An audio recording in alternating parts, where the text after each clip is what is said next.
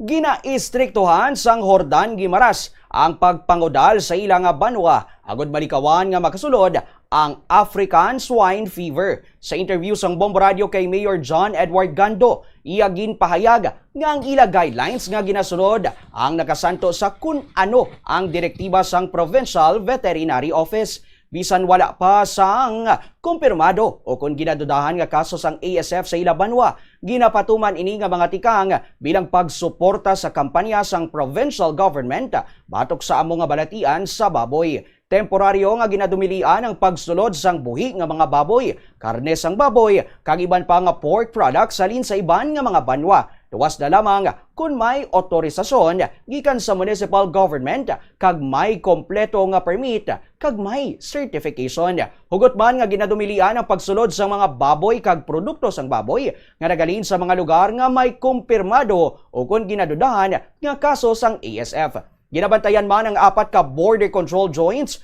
paagi o border control points paagi sa bulig sang Jordan Municipal Police Station kag Jordan Public Safety and Traffic Management Unit. Ang pagbaligya sang ilaw o kung wala na luto nga karne sang baboy ang ginatugutan lamang sa Rizal Public Market o kung Rizal Public Market, Guardalino Mosqueda Terminal Market, kag sa iban pa nga autorisado nga establishmento nga may valid nga meat inspection certificate. Samtang ang tanan nga mga baboy nga magasulod sa Municipal Slaughterhouse kag auction market ang kinahanglan nga may veterinary health certificate nga gin-issue sang Provincial Veterinary Office. Pahayag pa ni Gando, mas ginpahapos naman ang mga requisitos bangod gina-issue na ini sa border control points kag wala naman sang permit fees o kun balayran bilang buligman sa mga negosyante sang baboy. Ginpahapos na naton ang mga requisitos kay di na kinahanglan magkadto diri sa munisipyo para magkuha sa mga permits, no, kay dira mismo sa border control points dira na lang gina-issue pag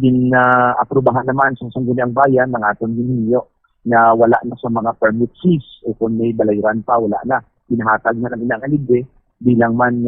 bulig sa aton yung mga negosyante sa baboy yung pinanhulaan. So dira na lang sa aton border control points na abisuhan din naton nga magsunod sa pila ka mga pulisa pari abis ang certificate of disinfection, pariho man sang barangay certification, mga iban pa nga dokumento, but may ara gid nga mga lugar sa gihapon nga ginabisuhan sang Provincial Veterinary Office hindi pa wala pa sa movement bangod kay may highly suspected cases